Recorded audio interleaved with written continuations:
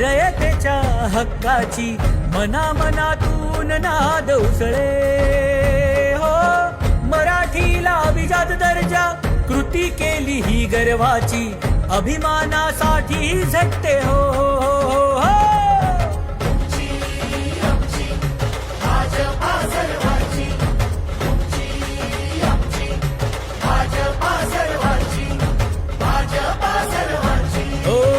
जनकल्याणार्थ आखले समान धोरण, जाती भेदाचे